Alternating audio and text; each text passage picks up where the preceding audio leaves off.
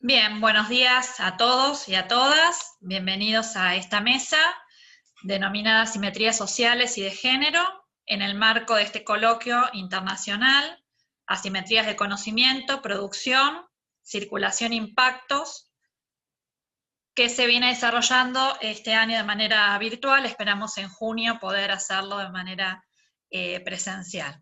Esta es la quinta mesa, el coloquio comenzó el día lunes, así que ya venimos desarrollando otros paneles, de forma, la verdad que estamos muy contentos desde la organización, por la concurrencia, por la calidad de las exposiciones y por las participaciones.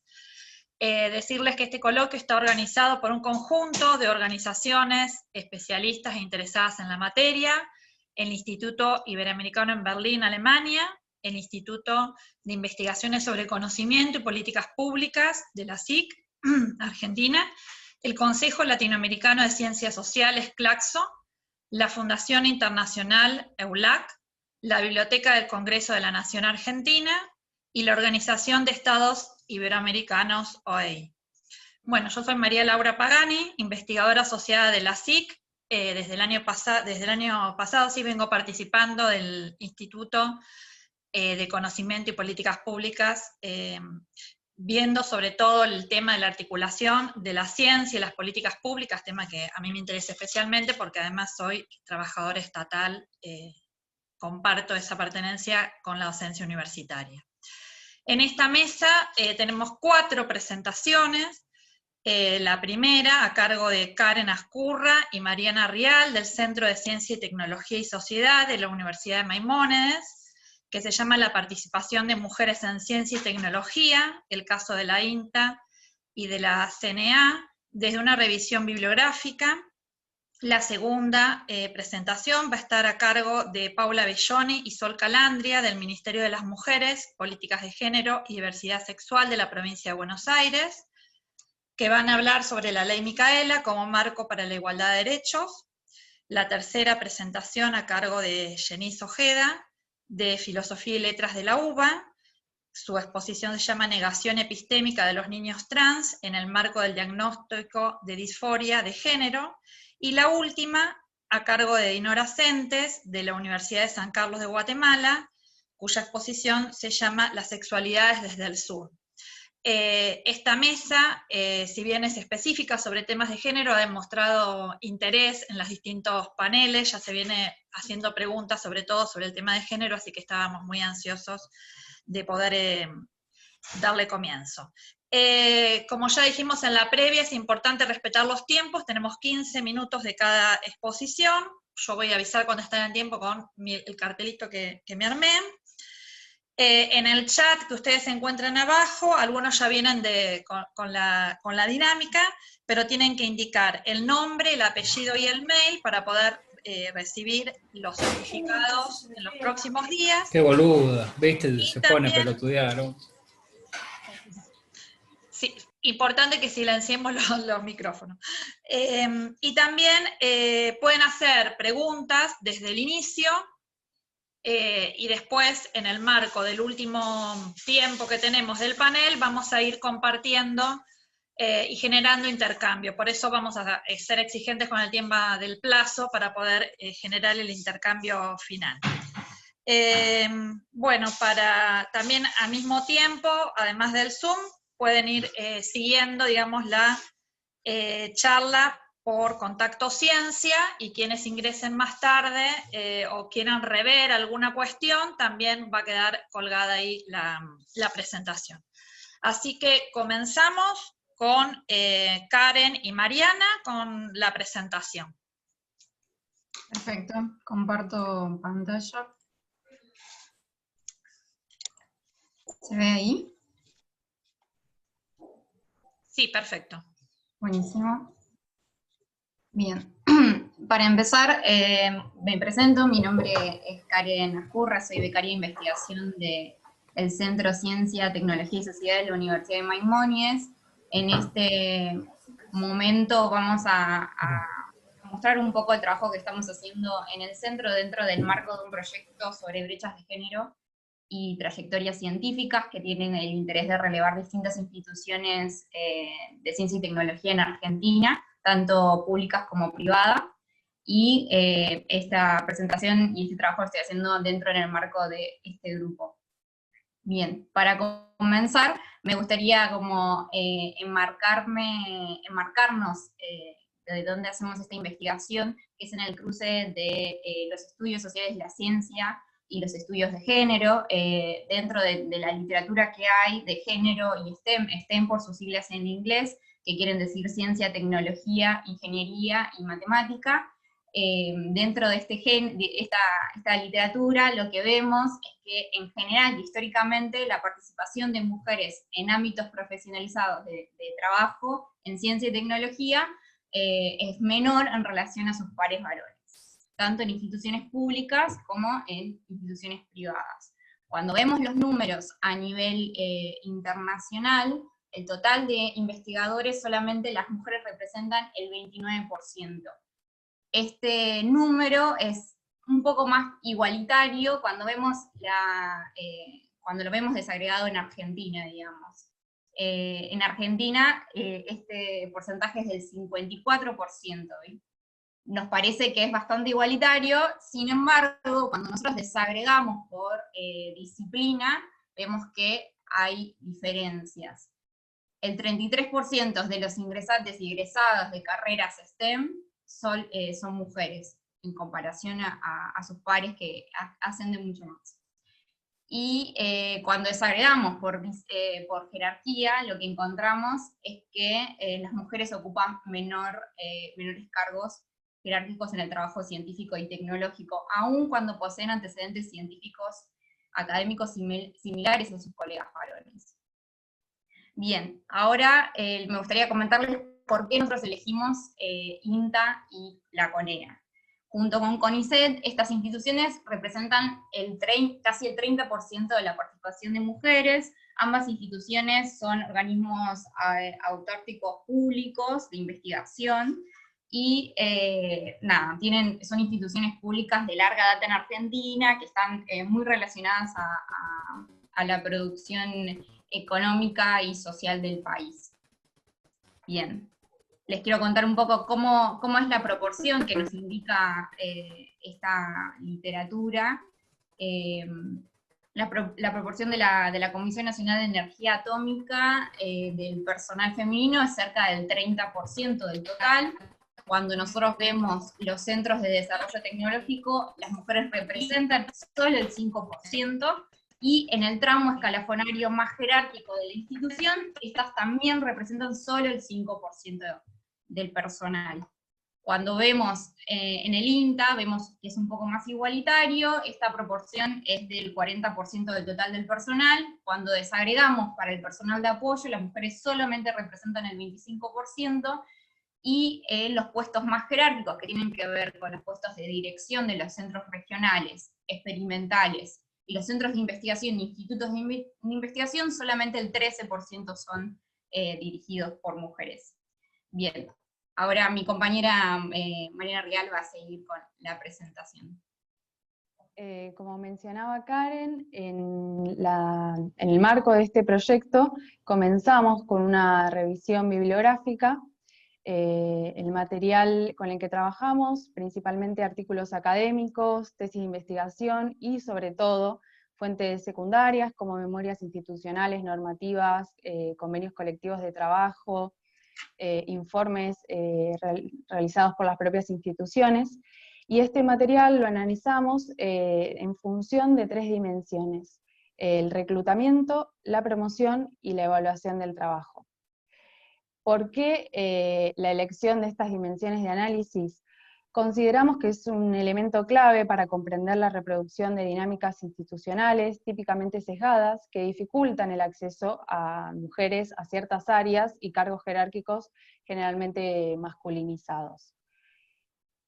En lo que fue la búsqueda, la revisión bibliográfica en función del reclutamiento para ambas instituciones, INTA y CONEA, encontramos, por ejemplo, que en CONEA actualmente el ingreso a carrera se encuentra principalmente destinado a becarios de la institución, y en el caso de INTA es muy poca la problematización acerca de esta dimensión con respecto en esta institución. En el caso de la promoción, en el caso de CONEA, una tesis de maestría realizada en el año 2018 menciona que en la resolución del régimen laboral en CONEA no se mencionan los detalles de la reglamentación de la promoción, argumentando que se encuentra sujeta a la decisión administrativa del presidente de la institución. Para el caso de INTA también es escasa la información al respecto.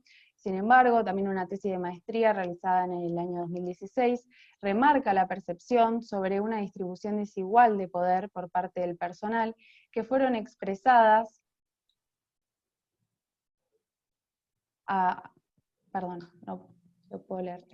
que fueron expresadas como situaciones de favoritismo, desigualdades, discriminaciones, subestimaciones, abusos de poder y falta de reconocimiento.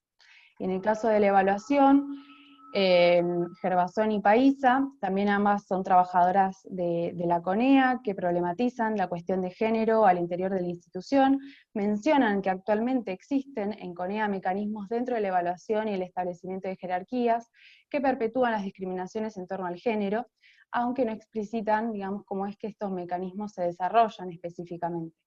Para el caso de INTA, también una tesis de maestría realizada en el año 2014, menciona que el sistema de evaluación de desempeño de INTA resulta útil como herramienta para medir el rendimiento, pero en la práctica producen fallas al no aplicarse correctamente y se caracteriza, según los actores, por muy distintas interpretaciones.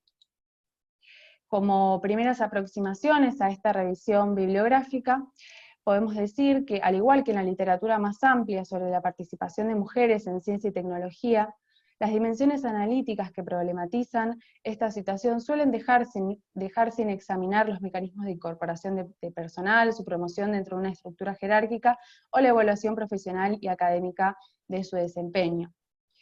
De este modo, digamos, a partir de este trabajo realizado, como consideraciones finales, por ejemplo, en función de la participación de mujeres en ciencia y tecnología, como mencionaba Karen al principio de la presentación, a pesar de que en los últimos años la participación de mujeres en ciencia y tecnología ha sido favorable, aún se encuentran disparidades, sobre todo en áreas STEM y en los cargos de mayor jerarquía.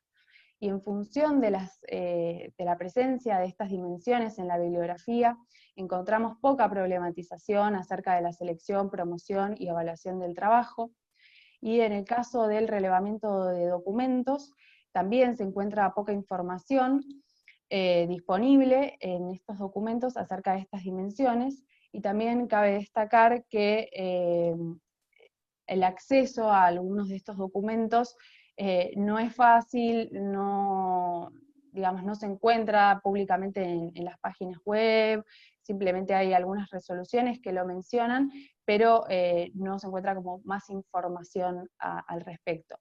En este sentido, cabe destacar que en el marco de este proyecto, más adelante comenzaremos con un trabajo de campo, para poder conocer en mayor profundidad cómo se desarrollan estos mecanismos que mencionábamos, la evaluación, la promoción y el reclutamiento de personal, sumado también a la organización laboral en ambas instituciones. Bien, perfecto. Ensayado los 15 minutos. Pasamos a la segunda presentación del Ministerio de las Mujeres, Políticas de Género y Diversidad Sexual de la Provincia de Buenos Aires. Paula y Sol, no sé en qué orden exponen. Hola, buen día, buenas tardes. A ver, voy a compartir primero la presentación.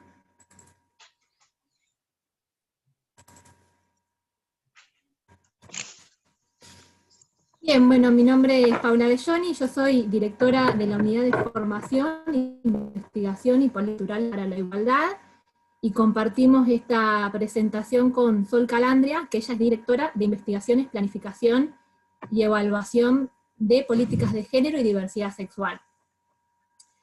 El objetivo de nuestra presentación es compartir algunos avances en la implementación de la Ley Micaela en la provincia de Buenos Aires, considerándola como marco para la igualdad de derechos. Y para eso organizamos nuestra presentación en torno a 3 grandes ejes. Un primer eje que tiene que ver con el diagnóstico y punto de partida, un segundo eje que es referente a la ley Micaela como marco para la igualdad de derechos, y luego pasar a compartir lo que es la implementación de la ley Micaela bonaerense. Debido al tiempo, y que la parte de diagnóstico es bastante grande, la voy a pasar ahora rápidamente como para dejar y después recuperarla en el momento de debate. Como diagnóstico y punto de partida hay 3 elementos que son claves: las desigualdades de género en el conocimiento científico, que ahí las compañeras Mariana y Karen dieron cuenta de algunos de estos aspectos, la falta de perspectiva de género en el Estado, y el diálogo necesario entre el conocimiento y las políticas públicas. Estos aspectos de diagnóstico y de punto de partida dan cuenta del surgimiento, los desafíos y el potencial de la ley Micaela bonaerense en la tarea de transversalizar la perspectiva de género en el Estado y de funcionar como este marco para la igualdad de derechos. En relación al primer punto, desigualdades de género en el conocimiento científico, bueno, tenemos 3 puntos más. Por un lado, recuperar que hay una larga tradición en la participación de las mujeres en la producción de conocimiento que ha sido invisibilizado y que en algunos momentos ha sido hasta criminalizado. Entonces ahí habíamos recuperado, ¿no?, muchas mujeres que han participado de la producción del conocimiento en nuestro país. Estas son ilustraciones del libro Primeras, que da cuenta, ¿no?, de las primeras mujeres que tuvieron participación en distintos aspectos, y aquí son las primeras que participaron, que se recibieron en los ámbitos universitarios. Bueno, esa participación que ha sido invisibilizada y en algunos momentos también criminalizada ha dado lugar a un gran sexismo científico, una participación mayoritariamente de varones. Ahí tenemos alguna información acerca de esa mayor participación de los varones y en qué ciencias participan mayoritariamente los varones y en cuáles las hacen las mujeres, aunque siempre en menor medida.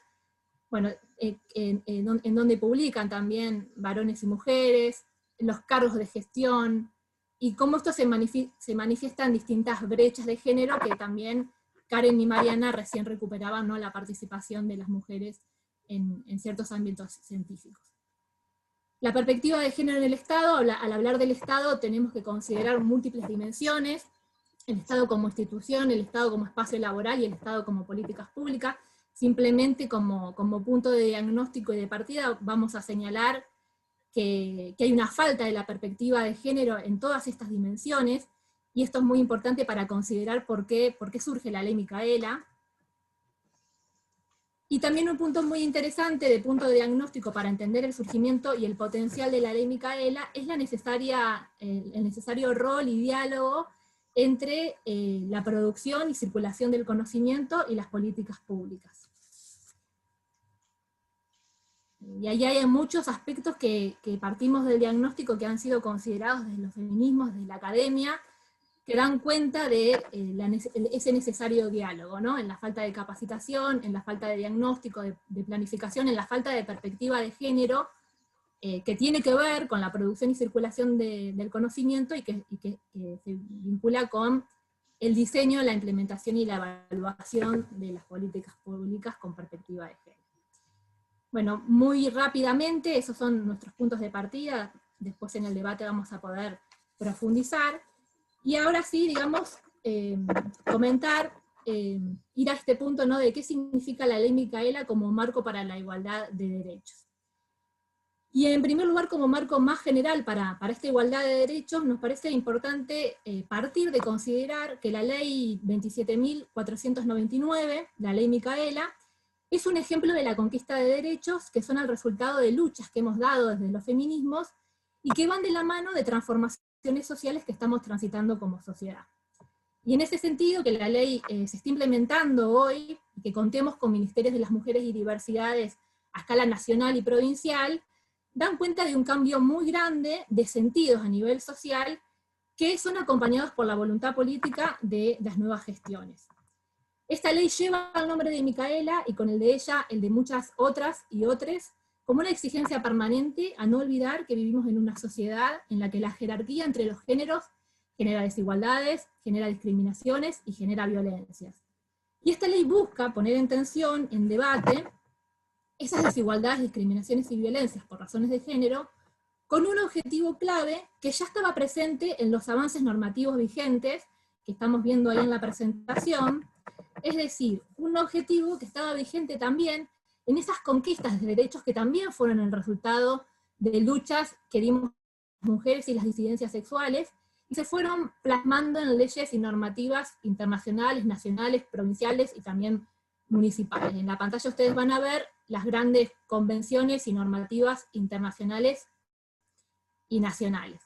En todas estas leyes, el objetivo, como marco para la igualdad de derecho, es que buscan transversalizar la perspectiva de género en el Estado. La ley Micaela también tiene este gran objetivo, transversalizar la perspectiva de género en el Estado. Y decimos que es un objetivo que estaba vigente desde hace varios años y varias décadas, pensando sobre todo en el debate abierto en la conferencia de Beijing de 1995, cuando se pasa de una visión que se ponía el eje en las mujeres de manera individual, por ser víctimas de la desigualdad, a una visión relacional que ve el problema de las desigualdades, de las asimetrías, en las relaciones de género. Entonces nos parece muy importante recuperar todo este camino, lo que fue la conferencia de Beijing, y este objetivo que también tiene la ley Micaela, porque a partir de allí se da un cambio de paradigma, que tiene que ver con tomar en cuenta que la perspectiva de género tiene que ser asumida por todas las áreas de una institución o campo, y no solamente por aquellos espacios institucionales dedicados a cuestiones vinculadas a las mujeres o al género. Entonces, buscar desarmar la heteronorma, prevenir y erradicar las desigualdades, discriminaciones y violencias por razones de género, es una tarea a asumir desde el lugar que cada uno, que cada una, que cada une transitamos, y eso es la transversalización. Y la ley Micaela tiene ese objetivo, pero en relación a la búsqueda de construcción de sentidos y de marco para la igualdad de derechos, tiene algo distinto en relación a todas las normativas que vemos en pantalla, que ahí voy a pasar, que son muchísimas, que es que se propone hacerlo con una herramienta distinta a todas esas leyes anteriores. Y que es muy pertinente en este coloquio, porque se propone hacerlo a partir de la formación, de las capacitaciones. En tanto herramientas de introspección, de reflexión, de compartir, y por lo tanto de transformación social, institucional y cultural y de nuestras prácticas sociales. Y en este sentido es muy pertinente prestar atención a lo que está ocurriendo con la ley Micaela, porque ha sido muy gratificante, muy innovador e impresionante la construcción de demandas sociales que se han dado a partir de la ley Micaela. Y la expectativa social que genera esta ley. En este sentido, podemos decir que no solamente las provincias adhirieron a la ley nacional, a la ley 29.499, sino que también, por ejemplo, a nivel de la provincia de Buenos Aires, y lo vamos a ver en la implementación, 134 municipios ya han adherido tanto a la ley nacional o a la ley provincial. Pero también hay demandas de empresas del Estado con participación estatal, de colegios de profesionales diversos, de abogados, de arquitectos, arquitectas, federaciones de bomberos, universidades, bueno, todo tipo de instituciones. Hay que compartir que la ley Micaela, bueno, establece la capacitación en temática de género para todas las personas que integran los 3 poderes del Estado, tanto la nacional como la provincial, y todas estas demandas sociales que se han generado van, digamos, ampliando el alcance de la ley Micaela, por un lado en todo tipo de instituciones y también en todo el territorio de nuestro país. Bien, ¿qué herramientas nos brinda la ley Micaela para reducir las asimetrías de género?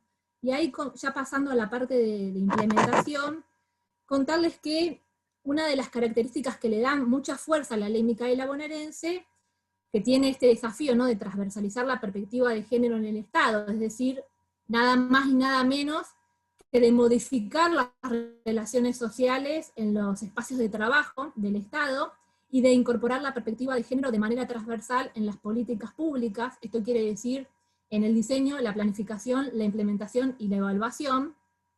las capacitaciones ante tarea no tan grande, en el ámbito de la provincia de Buenos Aires, la ley 15.134 establece que son permanentes, ¿no? Como dice nuestra queridísima Dora Barrancos, las capacitaciones en el marco de la ley Micaela no tienen solución de continuidad. Y algunas herramientas desde la implementación y atendiendo, ¿no?, al desafío de la conferencia de Beijing, bueno, hay muchos aspectos que también estaban en el diagnóstico, que se han dado cambios a nivel del Estado, de la estructura del Estado en este año de gestión, que se han creado áreas de género en otros lugares, en otras áreas, no solamente es la creación del Ministerio de las Mujeres y Diversidad, hay otras áreas de género en otros lugares. También hay más paridad en los lugares de dirección a nivel de ministerios, más paridad de género. Y eso, bueno, nos ha permitido trabajar la ley Micaela con ciertas características. Por un lado, bueno, recuperamos las pedagogías feministas y un cruce con la educación popular para la implementación, y buscamos sobre todo que las capacitaciones sean situadas. Esto quiere decir que no solamente trabajamos en esas capacitaciones en género, sino que también hemos convocado a un montón de investigadoras, de docentes, que son especialistas también en las temáticas de cada organismo.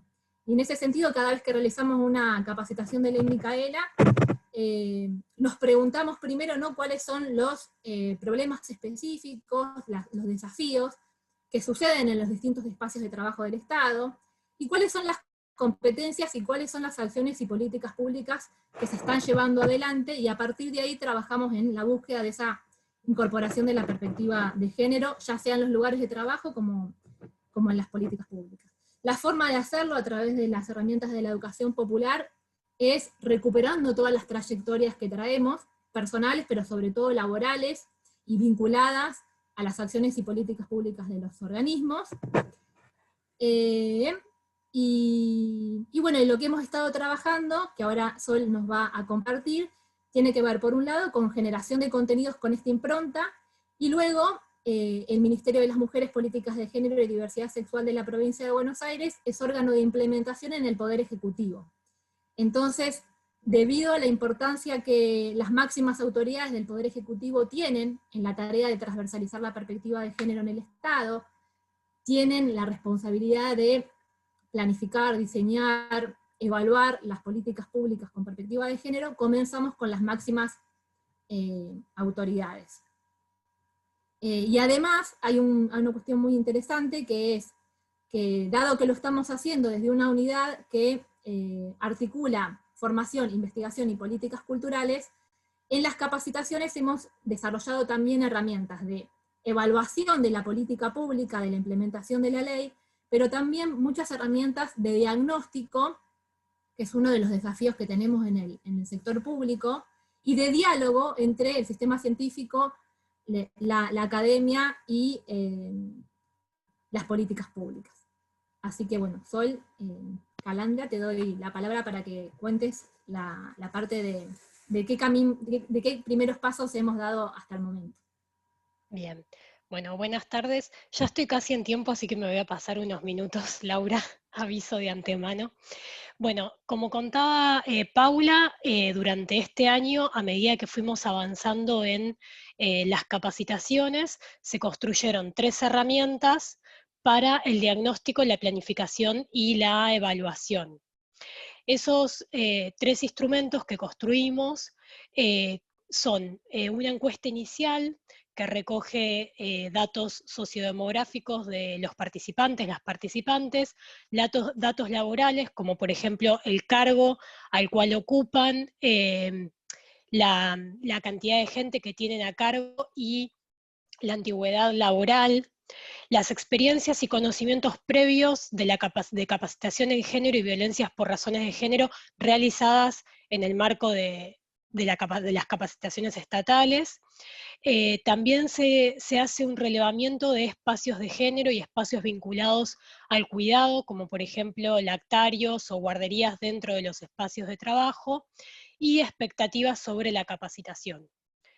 Un segundo instrumento que construimos es una encuesta de evaluación que es anónima y confidencial, que también recoge datos sociodemográficos para poder cruzar, justamente porque este instrumento es anónimo. Se evalúan los contenidos, la dinámica pedagógica del curso, y también se hace una autoevaluación de la propia trayectoria de las y los participantes y las expectativas que tienen a futuro con las herramientas que le brindan los cursos. Y por último se construyó un tercer instrumento, que es una planilla de seguimiento y evaluación que realizan las tutoras y los tutores, que ya tuvo su periodo de testeo y que se trabaja a partir de su percepción como docentes de los cursos. Esa planilla cuenta con una caracterización general del grupo, con seguimientos de las actividades y la participación en los foros, los obstáculos que pudieron percibir, las dificultades e intereses, debates, intercambios, resistencias a determinados temas o debates, y la accesibilidad a la plataforma y al material de trabajo. Por el otro lado, como decía Pau, durante este año se implementó la ley en el Poder Ejecutivo, a través de un programa de capacitación que se propuso 2 instancias. Una primera instancia, que es una sensibilización en temáticas de género, cuyo objetivo es tener un primer encuentro para introducir a las máximas autoridades en conceptos básicos de género y de las teorías de género, que aporten puntualmente al análisis de las problemáticas específicas en los lugares de trabajo y de las acciones y las políticas públicas con perspectiva de género. Y una segunda etapa, que es la formación propiamente dicha en las temáticas de género, con el objetivo de profundizar el abordaje de los temas desarrollados en la primera instancia, y que tiene una impronta, como ya lo decía Paula, situada en cada institución y en el análisis de las prácticas sociales también. Para esas capacitaciones se convocaron a referentas en el campo de estudio y también con trayectoria institucional en la temática, que se vinculaban a los temas de cada organismo y ministerio, y también contó con la participación de docentes del Ministerio de las Mujeres. En cuanto a la implementación del Poder Ejecutivo, ya se implementó la etapa 1, que es la etapa de sensibilización, en 35 ministerios y organismos, de las cuales participaron 2014 máximas autoridades. Cuando decimos máximas autoridades nos referimos hasta direcciones de línea, incluyendo asesores y asesoras, y hoy en día quedan 9 ministerios, organismos sin capacitar, de los cuales, de esos 9, 3 ya tienen una fecha pautada próximamente para transitar esa primera etapa. Es decir que por esta primera etapa ya transitaron un 80% de los ministerios y organismos. Con respecto a la segunda etapa, la formación se dio en 31 organismos y participaron 1.254 máximas autoridades, es decir que se llegó... Tendríamos que ir cerrando por el tiempo. Sí, al 70% de los ministerios y organismos. Bueno, voy a pasar a los gráficos de municipios, Pau, directamente, así cualquier cosa salen las dudas. Bueno, la implementación de municipios la cuentan muy rápidamente, contó de 2 etapas y 12 clases, 4 en la primera etapa, 2 la segunda. Se implementó un curso de formación de formadoras y formadores, bueno, cuento rápidamente se anotaron unas 1.469 personas, como muestra el gráfico. De esas empezaron 1.209, que era el cupo establecido, el resto 260 quedaron pendientes para la segunda edición, que ya se está realizando del curso de municipios. Con respecto a la distribución de edad, encontramos que la mayoría de esas personas tenían entre 30 y 39 años que se inscribieron. Paso al gráfico rápidamente de la identidad de género, y cualquier cosa después conversamos. En el 88,16% de esas personas que se anotaron se identificaron como mujeres cis, y el 10%, el 10,07% varones, y después un porcentaje muy pequeño de mujeres trans, varones trans o personas que se identificaron como no binaria, lesbiana o otros. Es decir, que en el cruce de ambas variables nos permite observar que la mayoría de las participantes fueron mujeres entre 30 y 39 años, luego entre 40 y 49. Y por último, muestro el último gráfico ya volando, que muestra el impacto de la capacitación Ley Micaela con respecto a las adhesiones, que fue uno de los objetivos de la implementación de la ley en los municipios y de los cursos de formación de formadores y formadoras, que lo que van a mostrar los tres gráficos que se ven acá es cuál fue el impacto de las capacitaciones y cómo fue aumentando las adhesiones a la ley provincial y nacional, porque algunos municipios hicieron adhesión doble, antes de las capacitaciones. Durante la etapa 1 quedaban solamente 11,9 municipios sin adherir, y hoy en día, después de la segunda etapa, solamente queda un municipio sin adherir a la ley Micaela bonaerense. Bueno, eso es muy rápidamente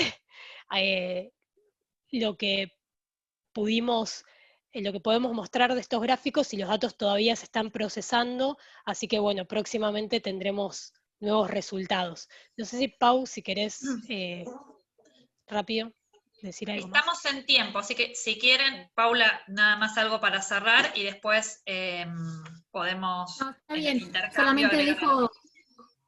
dejar esta como cierre para recuperar en el debate.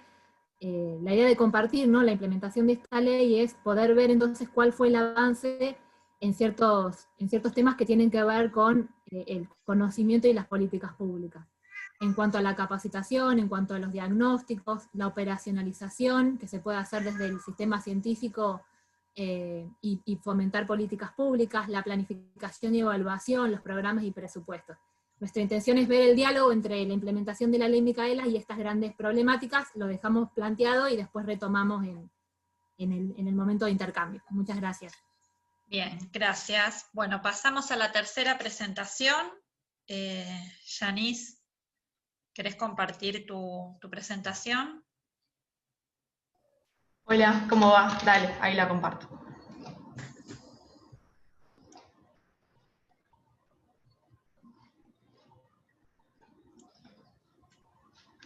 Bien, bueno, yo soy Yanis Ojeda, soy estudiante de la carrera de Filosofía en la Universidad de Buenos Aires, y esta investigación se enmarca dentro del seminario de grado de Epistemología Feminista, dictado el año pasado en la universidad.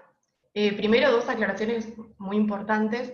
Durante el transcurso de la exposición voy a hablar de personas trans, pero este es un término paraguas que no intenta homogeneizar ni reducir las múltiples identidades que encontramos dentro de este colectivo. Y en segundo lugar, que soy una persona cisgénero mujer, que no intenta apropiarse de experiencias que no he vivido, sino que, bueno, traigo este trabajo para poder pensar y reflexionar respecto a las críticas que se les puede hacer a la ciencia, al conocimiento, a las condiciones de producción del conocimiento, y poder entablar puentes, si se quiere, entre las ciencias sociales y las ciencias médicas, en este caso. Bueno, nada, la investigación, el objetivo es encontrar las limitaciones epistemológicas en el modo de abordar las infancias trans en la ciencia, y el impacto negativo que produce el mal abordaje, ¿no es cierto? Las limitaciones responden a la matriz cisgénero heterosexual que predomina en la ciencia y que resulta conflictiva para los infantes en los procesos de subjetivación que constituyen sus identidades.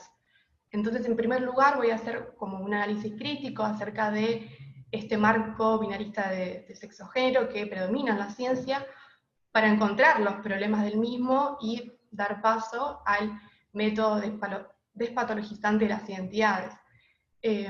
Luego, a partir de esa crisis, vamos a ver cómo la epistemología feminista surgía en los años 80 y 90, y después con el avance de la epistemología feminista, las epistemologías trans, y también a través de la recolección de relatos autobiográficos. En este caso utilicé el relato de la primera niña trans en Argentina, Luana, que recibió su documento de identidad.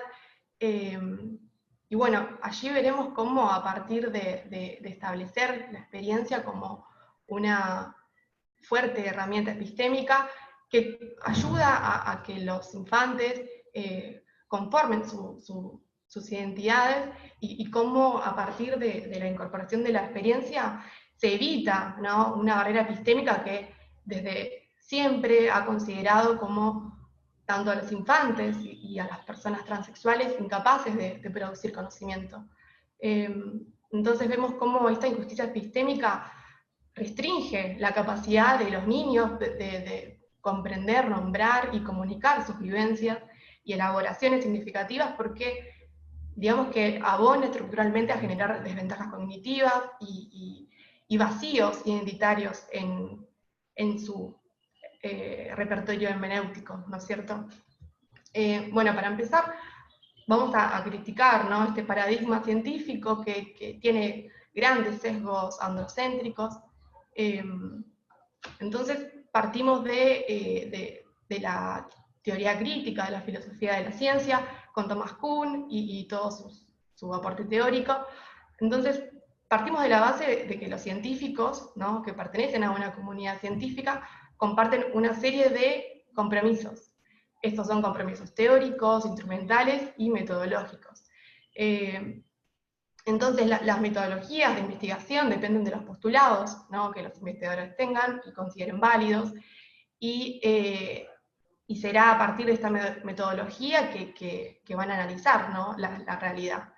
Entonces, Kuhn lo que trae es que, bueno, esto correspondería al periodo normal de la ciencia, pero luego de un periodo normal de la ciencia tenemos un periodo de crisis, y lo que pasa en estos periodos de crisis es que se nota cómo hay una anomalía con respecto a, bueno, el paradigma científico muchas veces no coincide con la realidad. Entonces, dentro de estos momentos de crisis se revisan conceptos, marcos conceptuales, las leyes que se establecen relaciones entre estos conceptos, valores y criterios metodológicos. Sobre todo, luego de los aportes de Kuhn en la filosofía de la ciencia, también tenemos las críticas postestructuralistas de los años 60 y 70, con Foucault, Judith Butler, ¿no?, que ponen en cuestionamiento las oposiciones binarias que se intentan instalar desde la ciencia, por ejemplo. Entonces, también se dan cuestiones sumamente filosóficas con respecto a debates, ¿no?, sobre la condición universal del sujeto, sobre la posibilidad de la objetividad, sobre el valor de la ciencia como descripción y explicación genuina del mundo, y el lenguaje como forma de representación. Y a su vez, da cuenta de que estas crisis, estos debates, denotan cómo los discursos de la ciencia dejan de ser un espejo fiel de la naturaleza para ser caracterizados como discurso de poder, ¿no es cierto? Y vemos cómo hay discursos normalizadores y prescriptivos en la ciencia, y entonces se intenta, como, bueno, a partir de la crisis de los paradigmas, redefinir valores y objetivos de la ciencia. Básicamente la llegada de la epistemología feminista en los años 80 denuncia el androcentrismo, que es muy común en la ciencia, y esto hace referencia a una marcada diferenciación de los sexos, una visión distorsionada de aquellas identidades que no sean la cis masculina, y elaboraciones lógicas y científicas que demuestran como parciales objetivas, pero que no lo son, ¿no?, porque siempre son situadas y parciales. Entonces, el papel de la ciencia, sobre todo las ciencias médicas, en el establecimiento y custodia de las normas sobre sexualidad, se devalúa a partir de introducir como nuevos cuestionamientos con respecto a definiciones sobre la sexualidad y el género que también irrumpen en la misma época. Entonces vemos cómo la epistemología feminista ha puesto un proyecto de ciencia que intente ofrecer una versión del mundo más adecuada en relación a una crítica reflexiva de las prácticas de conocimiento que denotan dominación y privilegio.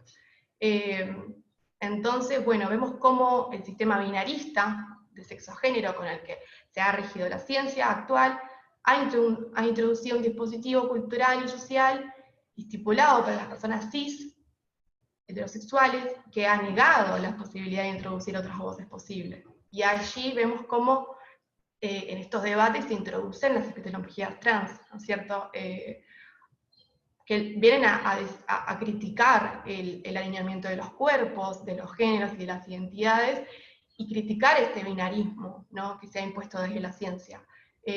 También vienen a traer a que se note que frente a los discursos de transexual, bueno, también tenemos a las personas cisexuales, y esta oposición distingue entre dos experiencias básicas de encarnación del género, las de los hombres y mujeres que viven en el sexo que les fue asignado al nacer, que serían las personas cis, y la de los hombres y mujeres, y también personas no binarias, que en algún momento de su vida cambian de sexo.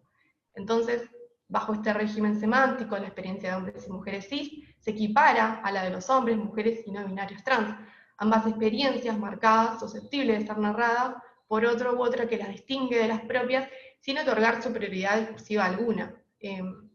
Entonces, desde las epistemologías trans se disputa el saber de los cuerpos y el valor de la experiencia en primera persona.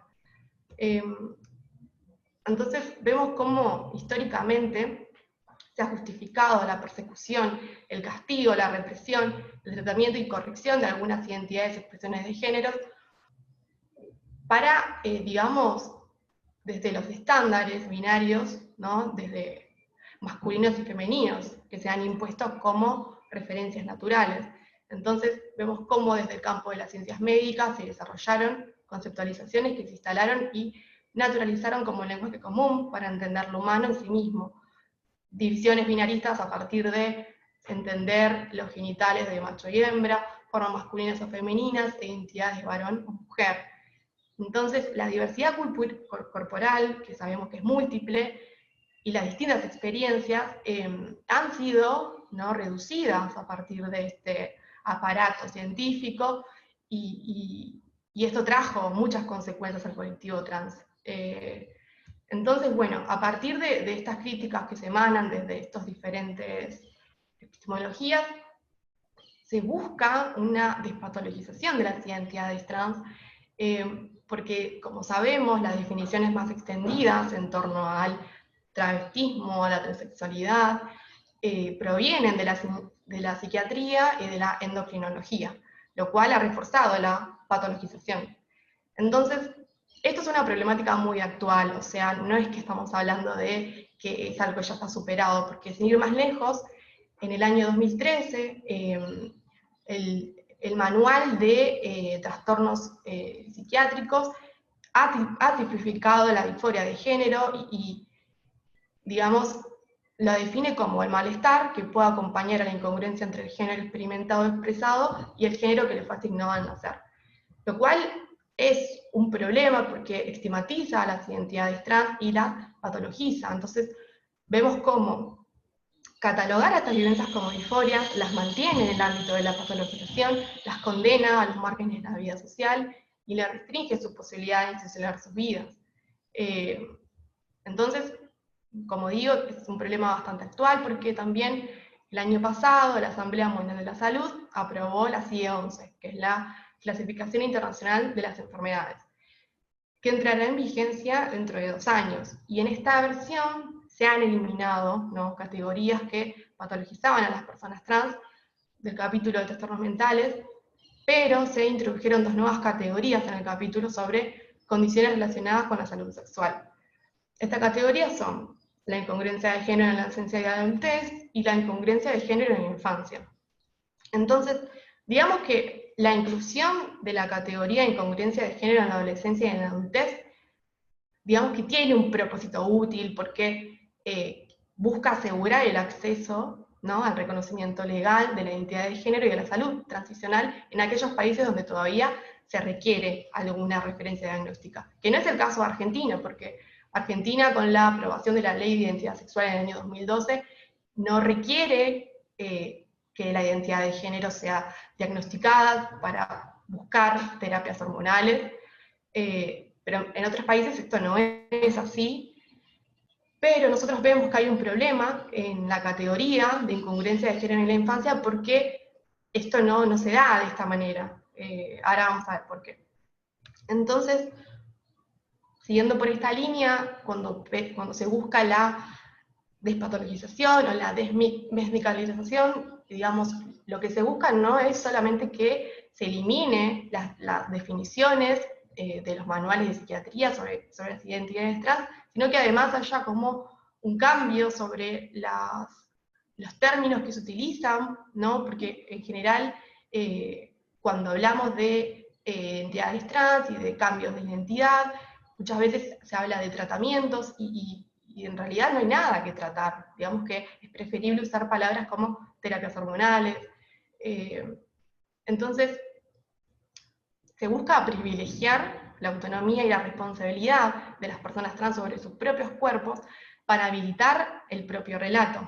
Entonces, ya muy abocadamente a lo que fue mi investigación, yo trabajé con infancias trans, y vemos que hay construcciones culturales y sociales ligadas a las infancias trans. Ya de por sí, utilizar el término infancia en el colectivo LGTBQI+, es un poco conflictivo porque vemos que etimológicamente infancia significa quien no sabe hablar el latín. Entonces, esto es reflejo, ¿no?, de algunas como construcciones que se tienen sobre la infancia, como que son seres capaces de entender el mundo, que no tienen autoconciencia, que no pueden comunicar lo que sienten de manera legítima. Y entonces vemos cómo la inconformidad con el sexo género asignado al nacer se puede manifestar de muchas maneras. O sea, cada niño o niña que experimenta su inconformidad es muy única y puede darse a través del rechazo de vestimentas, a través del rechazo del juego o preferencias, también de vestimentas o juegos del género contrario. Entonces, muchas veces los padres niegan estas conductas de sus hijos, se las prohíben, los violentan, y cuando acuden a consultas médicas, muchos profesionales de la salud les indican que puede ser un... Sí. Ya estamos en tiempo también. Ok, ya termino igual. Suelen hacer caso omiso, ¿no?, a estas formas de expresión, argumentando que no tienen la capacidad de dar cuenta de su identidad. Entonces, vemos cómo son los médicos quienes basados en el sistema de sexo-género les indican a los padres que hagan poco caso sobre este comportamiento, ya que puede ser temporal. También esto se refleja en cuestiones legales, ¿no?, porque desde siempre la infancia estuvo gobernada por el complejo tutelar y consideraba a los niños como no sujetos de derecho. A partir de la Ley de Identidad de Género, vemos cómo hubo un cambio en el artículo 5 de la Ley de Identidad de Género, que los concibe como sujetos tutelares de derecho y con capacidad progresiva para el ejercicio de sus derechos. Entonces, vemos cómo resulta importante habilitar nuevos canales de comunicación con los infantes, sobre todo los padres y los médicos, porque es muy importante dar cuenta de que la experiencia y el relato de los niños sobre sus propias identidades crean otros marcos, otros significativos y valores atribuibles a la infancia y a la identidad transgénero, y son cadenas de relaciones que deshacen y rehacen sujetos. Digamos que sus vidas solo se vuelven significativas en el contexto de estas relaciones, en cuanto a los padres como modeladores del conflicto y en cuanto a los niños como modelos de propia autoexpansión. También, ya para terminar, vemos que hay efectos políticos y sociales, ¿no?, frente a este fenómeno, porque si no se tiene un Estado que garantice el acceso a la salud integral de estas personas, o los medios de comunicación, o la falta de aplicación de la ESI, genera desventajas cognitivas, discriminación, transfobia, y esto es muy necesario que ya no suceda. Por último, bueno, dejo mi mail y también 2 páginas que pueden encontrar en Instagram, que trabajan sobre infancias y adolescencias trans, y en Trans Argentinos van a encontrar la guía de salud para personas trans, travestis y no binarias. Gracias. Muchas gracias a vos por la presentación.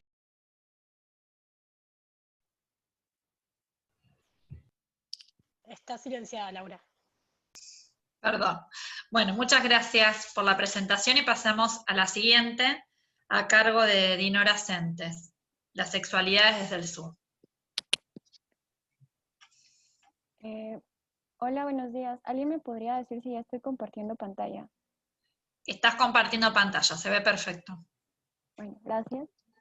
Bueno, vean, mi nombre es Dinora Centes, yo soy de la Universidad de San Carlos de Guatemala. Soy socióloga y la violencia de género es algo que me ha interesado mucho a lo largo de mi formación.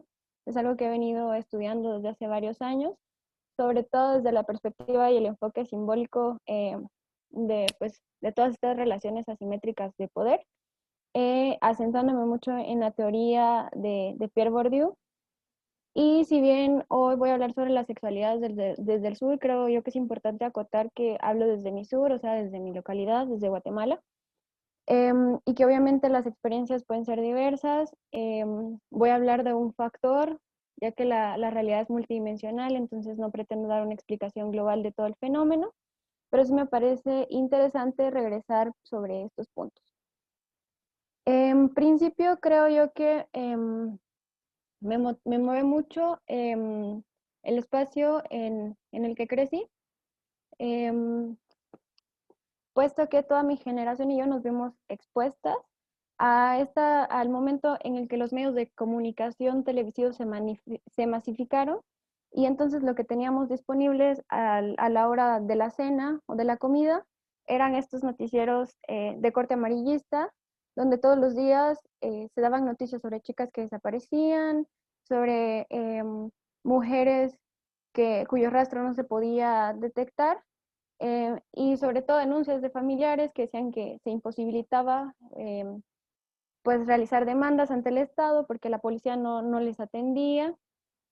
Y bueno, creo que lo peor vino después, porque luego del conflicto armado interno en el que vivimos durante los 60, 70 y 80, en Guatemala, pues la violencia hacia las mujeres se volvió un tema permanente, normalizado, incluso creo que parte de la cultura machista del país.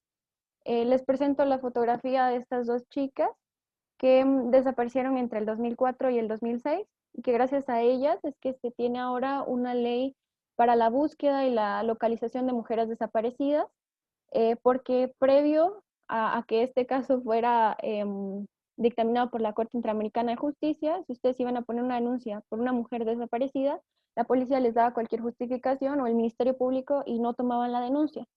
Entonces creo yo que muchos de los avances en materia de género que hemos tenido se han dado gracias pues a dictámenes de cortes externas al país, no por voluntad política. Y bueno, hay una serie y un sinfín de proyectos en el país para la educación en las infancias, para la educación con enfoque de género, pero el problema es que no dan los resultados esperados. Y creo yo que cuando estos medios de comunicación amarillistas se presentaban a mediodía o en la noche hablando sobre las desapariciones de mujeres, lo que intentaban hacer era darnos una advertencia sobre cómo lucían y cuál era el tipo o el estereotipo o el arquetipo, más bien dicho, de las chicas que desaparecían. El problema que encontramos en la representación de los medios de estas mujeres desaparecidas o asesinadas ya posteriormente es el excesivo interés por hacerles aparentar, primero, su pertenencia a pandillas o a grupos criminales o a colectivos que consumen drogas y alcohol, siendo un país tan religioso, ¿no? Segundo, la hipersexualización de las mujeres. Y tercero, la idea colectiva de que estas mujeres eran mayores de edad, cuando en realidad todas ellas estaban entre los 14 y los 18 años de edad cuando fueron secuestradas, desaparecidas o asesinadas. Y luego vinieron las niñas. Aunque obviamente es una verdad histórica, no solo de mi país, sino del continente, el que las niñas siempre han estado expuestas a violencias sexuales y feminicidas, sobre todo cuando entre sus vidas se cruza la tríada pobreza, analfabetismo y ruralidad. En pleno siglo XXI estos abusos pues podrían parecernos un recuerdo lejano e irrepetible. El problema es que esto se sigue dando. Con los medios de comunicación lo único que sucede es que se visibiliza más, y luego con la venida del internet esto se viraliza.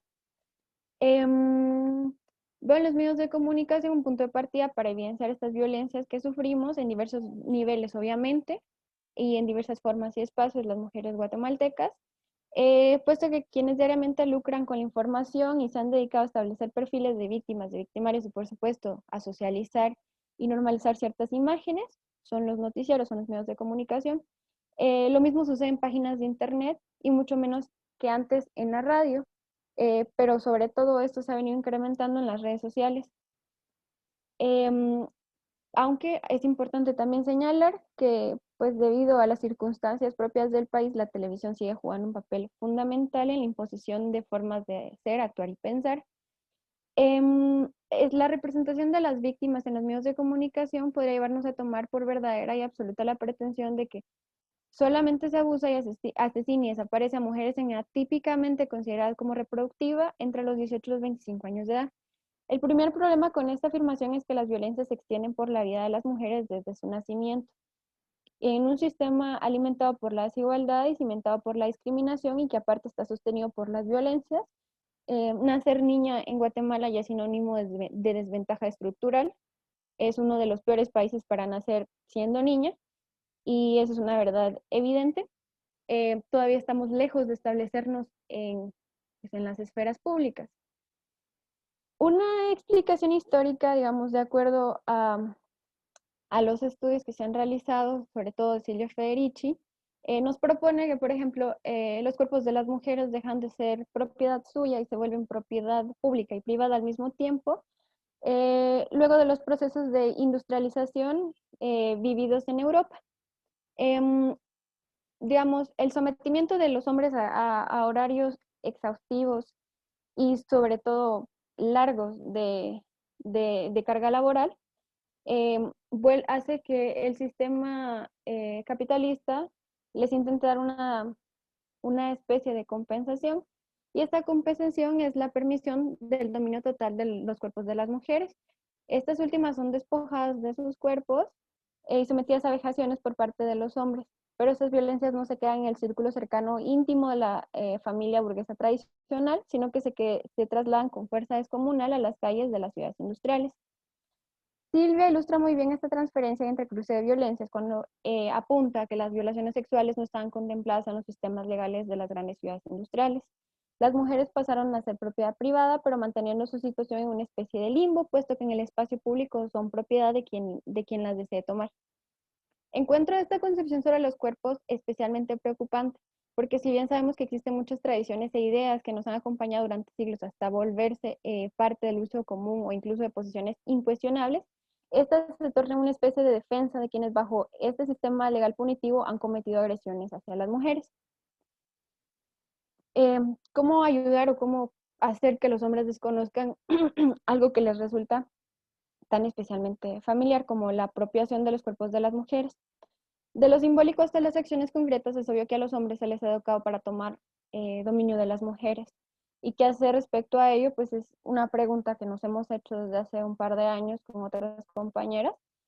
Y bueno, pero volviendo a esta cuestión histórica, hay que acotar también que la formación de las sociedades americanas difiere de la europea.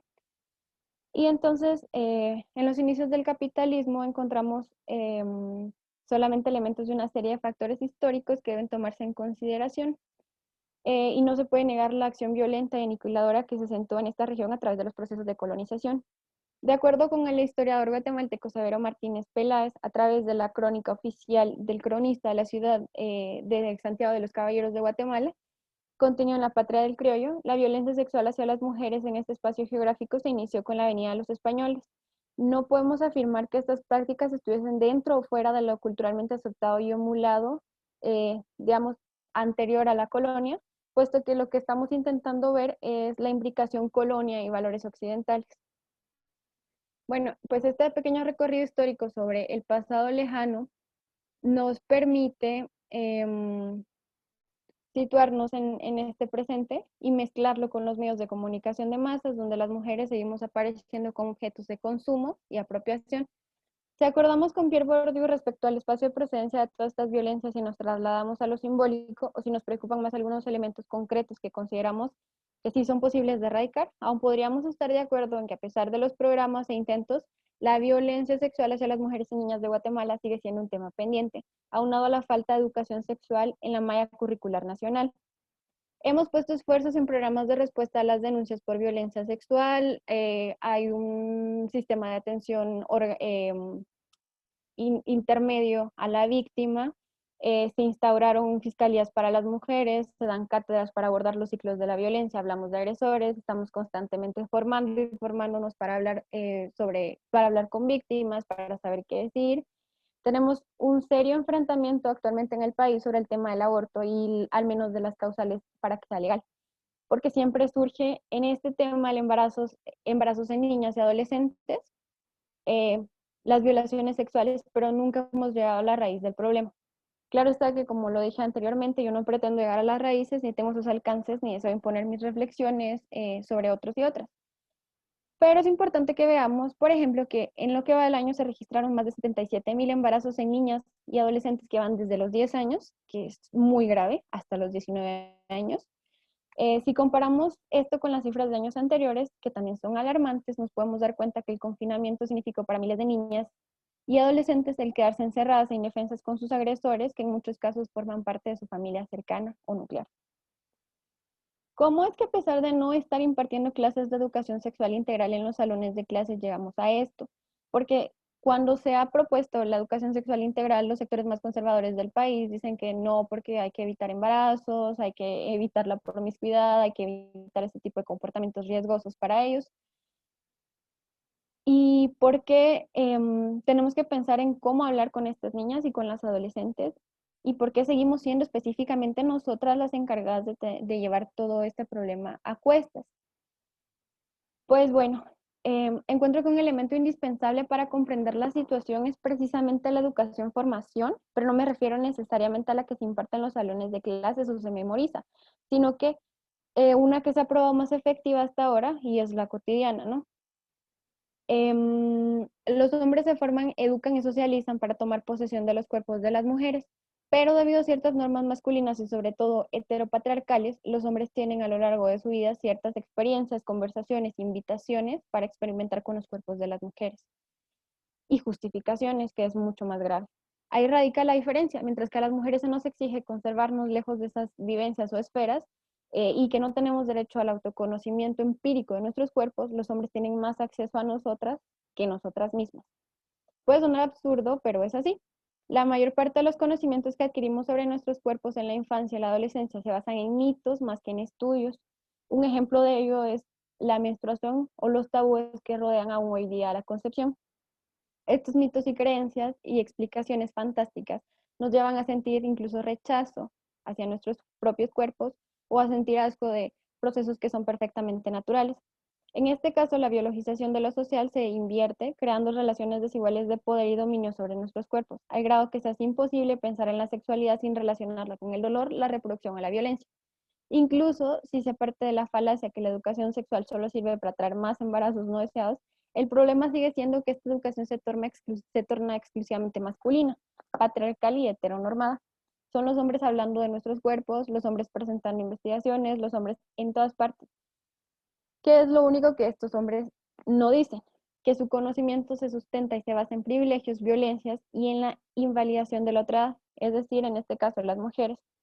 La pregunta que nos hemos hecho es si es necesario repensarnos desde otras perspectivas y cosmovisiones. Claro, pero es necesario que sea fuera de la visión masculina de nuestros cuerpos, para no seguirnos construyendo a través de las miradas de los hombres. Y bueno, una pregunta que es importante acotar es hacia dónde vamos. Creo yo que el feminismo occidental blanco trata de recuperar mucho la memoria de las mujeres que han sido parte de los movimientos de mujeres y que han conseguido muchos logros en cuanto a derechos de mujeres. Sin embargo, desde acá se plantea la necesidad de recuperar la cotidianidad, ¿no? De recuperar a nuestras ancestras y sus prácticas, y de recuperar pues las labores que ellas han hecho, que ellas han tenido, el impacto que ellas han tenido en nuestra vida a través de sus cuidados, de sus cariños, y la recuperación de nuestros cuerpos pasa también por la recuperación de los cuerpos de otras que nos antecedieron. Entonces, consideramos, hemos tenido varias discusiones, y sobre todo yo considero que este proceso de recuperación y de autonomía de los cuerpos de las mujeres está muy enraizado con el territorio, porque el territorio es nuestro primer espacio de defensa. El cuerpo y el territorio están enlazados. Pues bueno, dado que tantos programas no han funcionado en el país, pues creemos que se debe partir de la pertinencia cultural y sobre todo de la recuperación de nuestras ancestras y de las prácticas culturales que no son propias. Y creo que estoy justa en el tiempo, entonces yo lo dejaría por ahí. Gracias. Bueno, gracias, Dinora, por cumplir con el tiempo. Pasamos ahora al momento de las preguntas. Voy a ir más o menos leyendo las preguntas y hacia quienes las puedan responder. Algunas están directamente relacionadas con las presentaciones. La primera para Karen y Mariana. ¿Cuánto creen que influyen las características de las organizaciones elegidas en el acceso a las tareas de investigadoras en un marco quizás de tareas masculinizadas o en organismos cuya temática, digamos, es tradicionalmente interés de los varones?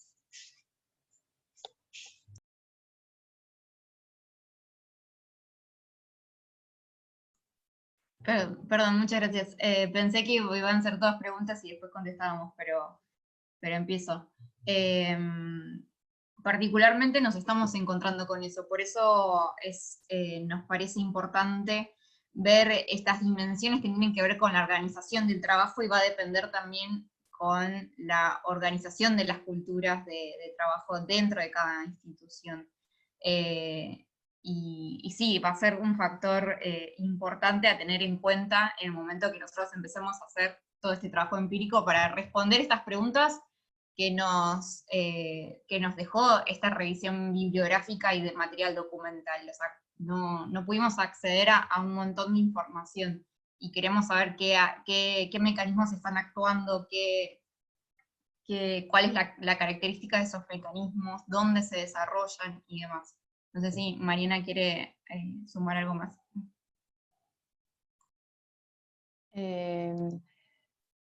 Sí, no, comparto con Karen. Creo que hace falta mucho trabajo de campo para resolver algunas cuestiones que nos presentó esta revisión de bibliografía, y creemos, digamos, consideramos que estas dimensiones nos pueden dar algunas respuestas a cómo se organiza el trabajo y por qué se presentan estas brechas cuando conocemos la participación de mujeres en ambas instituciones, por qué en algunos lugares digamos, de trabajo tan técnico, específico, sobre todo relacionado con las carreras o con la profesión de matemáticas, ingeniería, es tan poca la participación de mujeres en estos espacios. Bien, muchas gracias. Para la segunda presentación hay dos preguntas para Paula y para Sol. Respecto de la ley Micaela, si encuentran resistencias en su implementación y cuál sería la respuesta de los organismos provinciales, sobre todo teniendo en cuenta el marco del ASPO, y si han podido evaluar o hacer un sondeo de impacto de las capacitaciones en las instituciones públicas donde han llegado a implementar estas capacitaciones.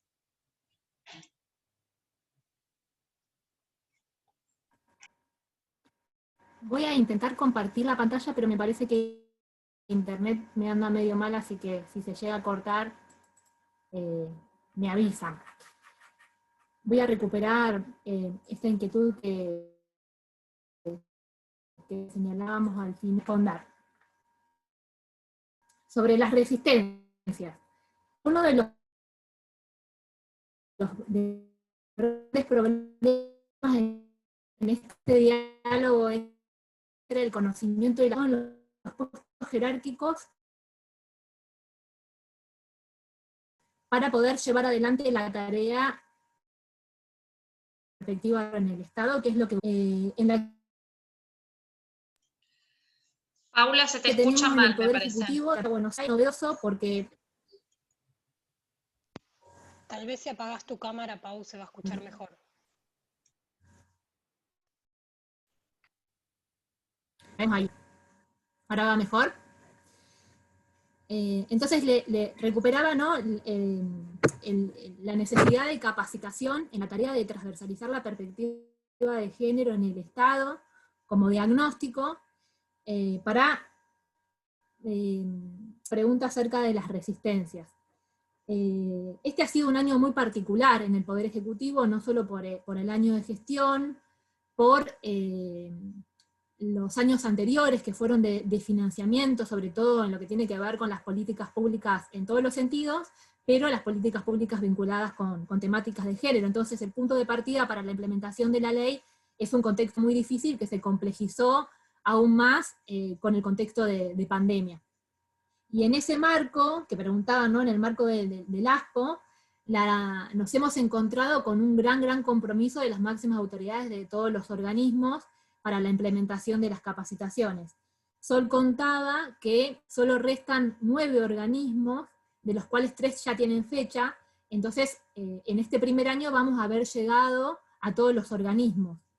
Y algo que es muy interesante es que las capacitaciones a esas máximas autoridades del Poder Ejecutivo en total duran 6 semanas.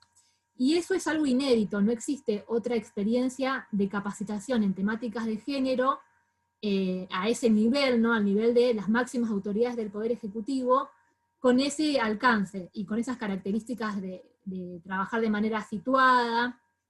No existe en nuestro país y no existe a nivel mundial que las máximas autoridades desarrollen capacitaciones durante tanto tiempo, y el potencial que tiene la ley Micaela es que las capacitaciones son permanentes, con lo cual esta no va a ser la única capacitación que se va a hacer en la temática de género.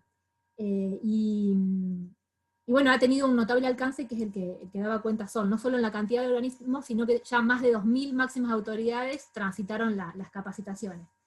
Pero sí es cierto que surgen ciertas resistencias, y esto va de la mano con otra parte del diagnóstico, que por ahí podemos pensar acerca de la segregación horizontal que hay en los organismos, digamos, la participación de mujeres y de varones en los distintos organismos, y en aquellos organismos en los que hay más participación masculina, sí se notan mayores resistencias. Las resistencias existen a la formación, las resistencias en incorporar la perspectiva de género como política pública están, pero es muy interesante lo que se puede lograr a través justamente de atacar esas resistencias o trabajarlas a partir de la formación. Así que creemos que esa herramienta es la que sirve para trabajar esas resistencias, y por eso es el potencial que tiene la ley Micaela. Y le dejo a Sol que comente acerca de municipios y lo que estamos trabajando del sondeo de impacto. Bueno, con respecto al curso de municipios, la capacitación Ley Micaela tuvo un carácter distinto al de máximas autoridades, porque si bien los municipios de la provincia de Buenos Aires tienen la facultad de administrar sus propias políticas de capacitación, fue voluntad del Ministerio de las Mujeres acompañar a los municipios en la adhesión a la ley y la formación de un grupo de formadoras y formadores en toda la provincia de Buenos Aires. Entonces, esa capacitación no es obligatoria, sino que se anota quien así lo desea, ¿no? Quien desea transformarse en formador, formadora en Ley Micaela. Entonces, ahí, a diferencia de lo que fueron los cursos de máximas autoridades, la recepción en municipios fue muy buena, también porque había una voluntad de hacer estos cursos y para luego ser formador, formadora en la ley. Así que lo que encontramos es una muy buena recepción, muy buena llegada, mucha participación, mucho debate en los foros. Tengamos en cuenta que el curso tiene 12 clases y cada una de las clases por ahí tiene más de 2 o 3 foros de debate e intercambio, tienen cargas de lectura, si bien los cursos están mediados pedagógicamente, las temáticas de género, que muchas veces tienen cierto grado de complejidad, no solamente están mediadas pedagógicamente, sino que también están situadas en el territorio, ¿no? Y siempre se busca ejemplificar y trabajar con la experiencia de las trabajadoras y los trabajadores municipales, ¿no? Y situar las problemáticas en el quehacer cotidiano. Entonces ahí la experiencia fue muy buena. De hecho, hay compañeras que nos han contado que leían los cursos en voz alta, dentro de sus familias o con sus compañeros, y como el curso tiene preguntas de interpelación, esas preguntas se las respondían no solo a sí mismas, sino también en el marco de su familia o en el marco con sus mismas parejas o compañeros, compañeras de trabajo, lo cual fue muy interesante las devoluciones que nos hicieron en ese sentido.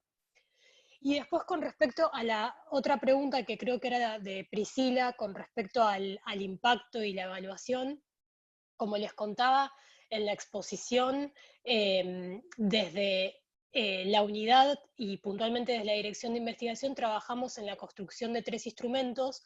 2 de esos instrumentos son instrumentos de evaluación de impacto.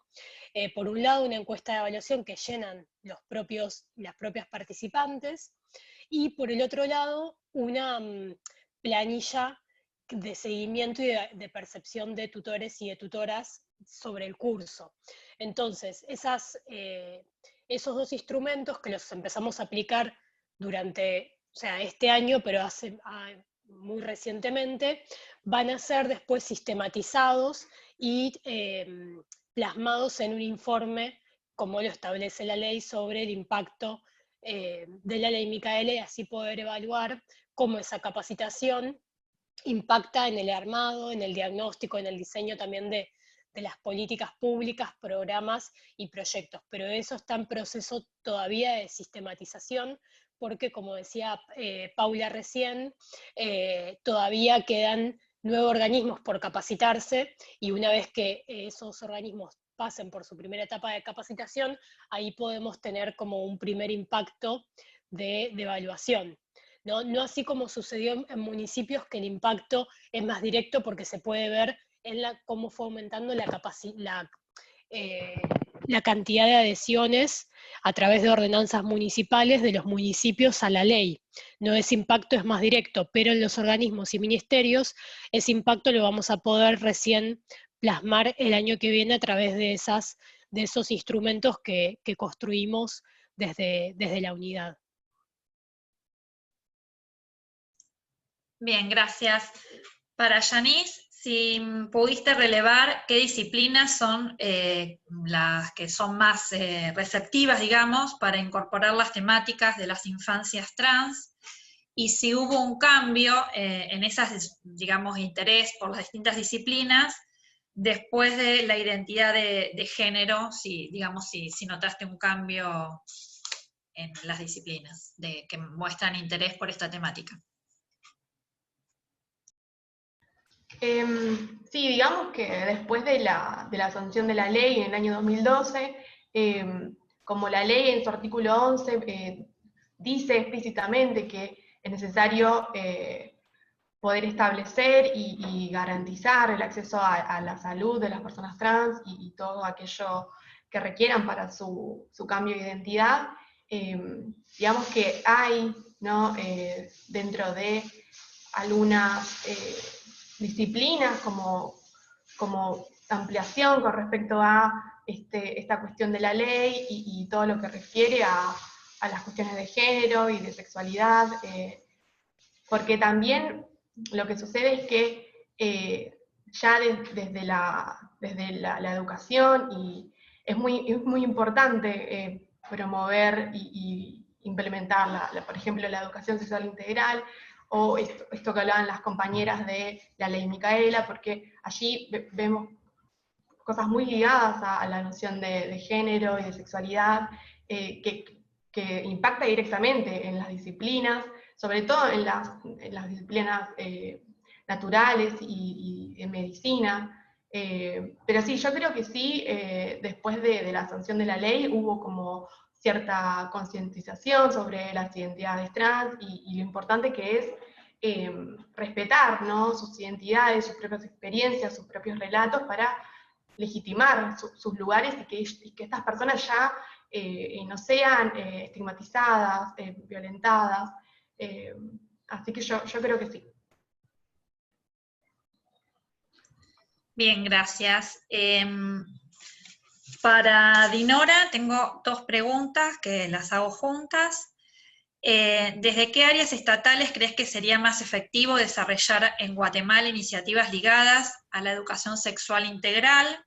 Y si existen iniciativas en proyecto, y si existen experiencias de revalorización de las autonomías de los pueblos en Guatemala para pensar el género desde una perspectiva plurihistórica.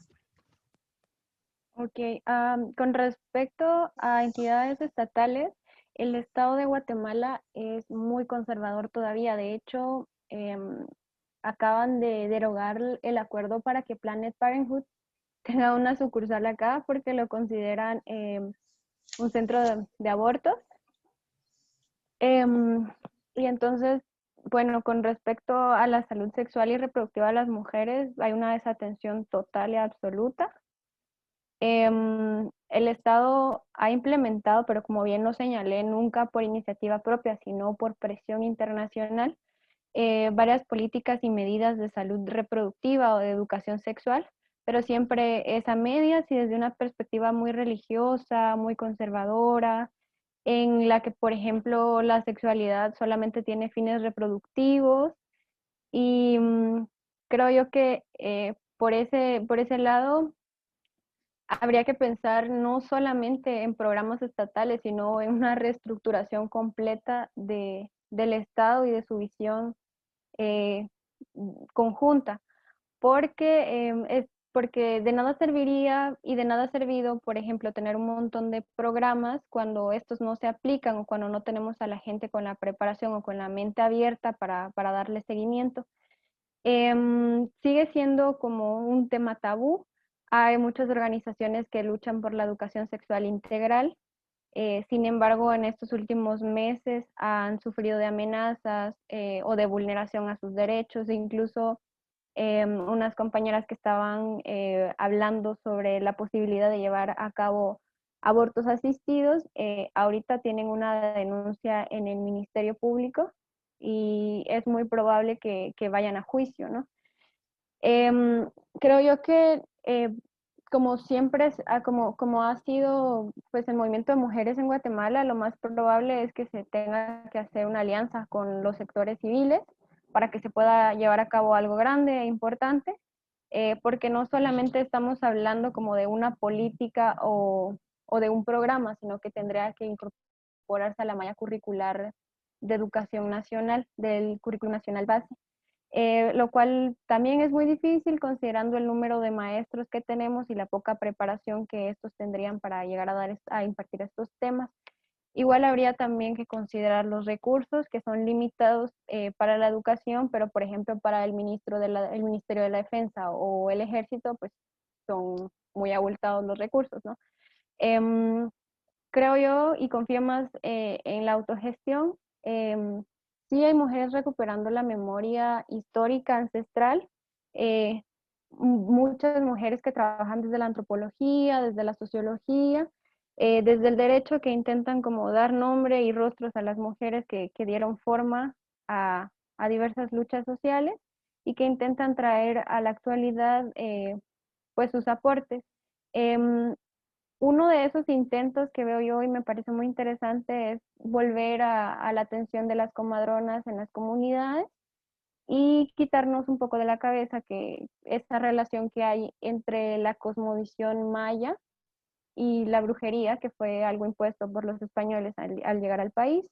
Entonces, sí existen muchas posibilidades, dado también, digamos, la recuperación de la espiritualidad maya que ha habido en esta última década, y digamos que existen condiciones un poco más propicias para que las personas vivan más abiertamente fuera del espectro del pensamiento occidental tradicional.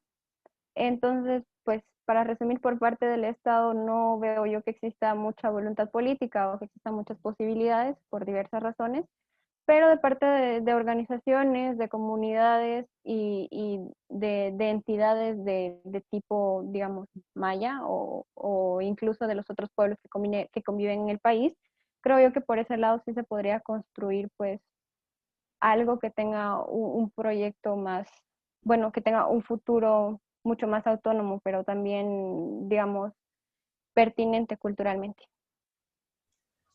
Bien, gracias, Dinora. Y llegó otra pregunta para Sol, si se sumaron desde los gremios en la implementación de la ley Micaela en los municipios.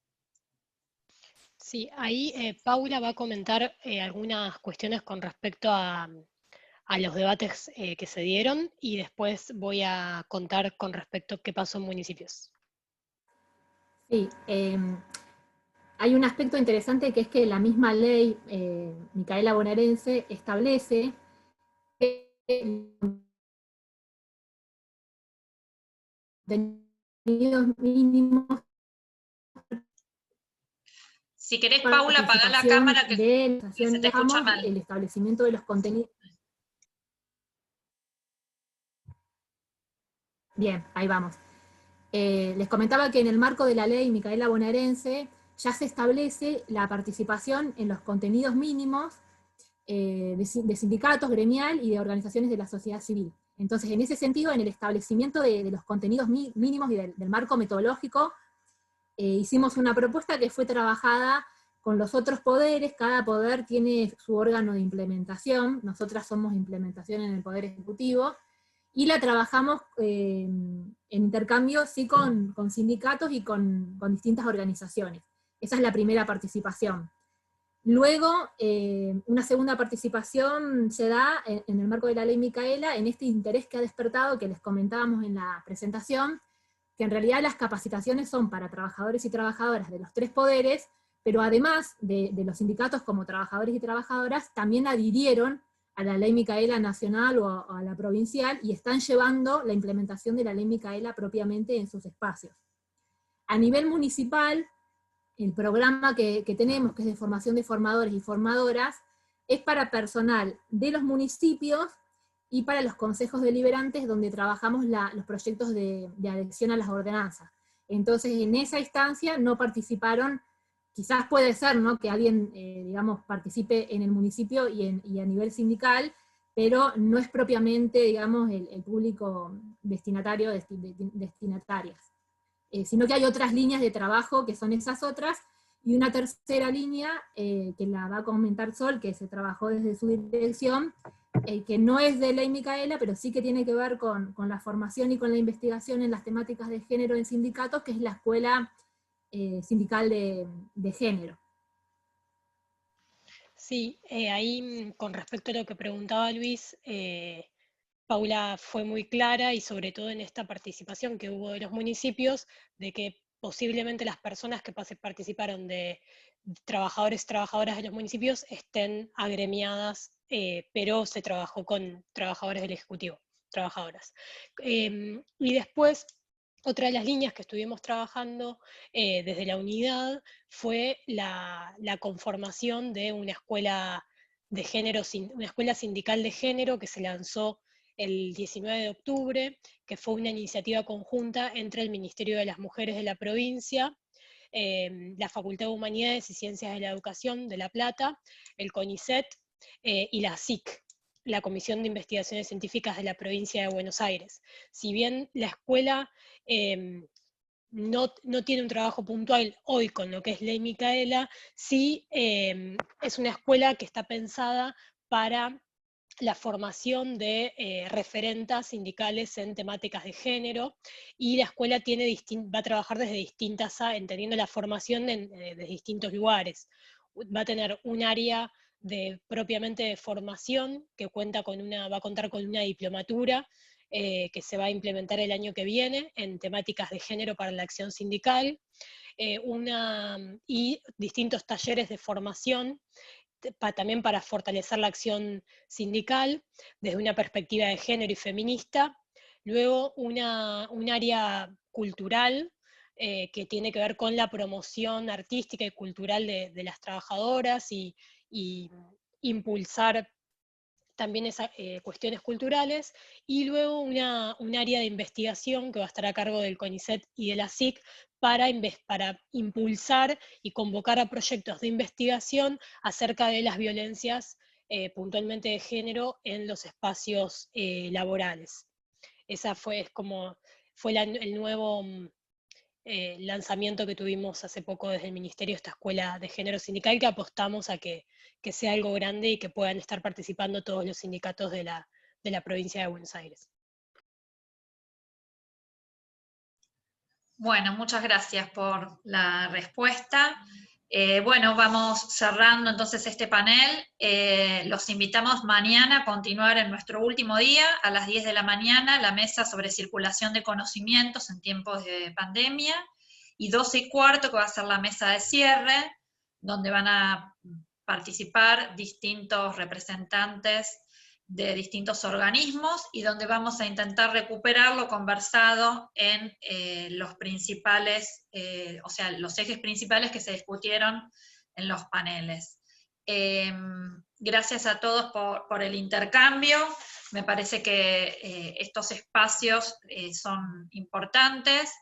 Me refiero a hablar el tema de las asimetrías e incorporar la cuestión de género, que uno podría pensar como en dos estrategias, ¿no? Uno es mantener la cuestión de género en un panel aparte, pero también vemos cómo la cuestión de género, ¿no?, va como eje transversal en los distintos paneles, y eso también da cuenta de la deuda que hay en replantear estas cuestiones de inequidad, asimetrías y desigualdades en la producción de conocimiento, en la circulación del conocimiento y en la reapropiación también del conocimiento desde una perspectiva de género.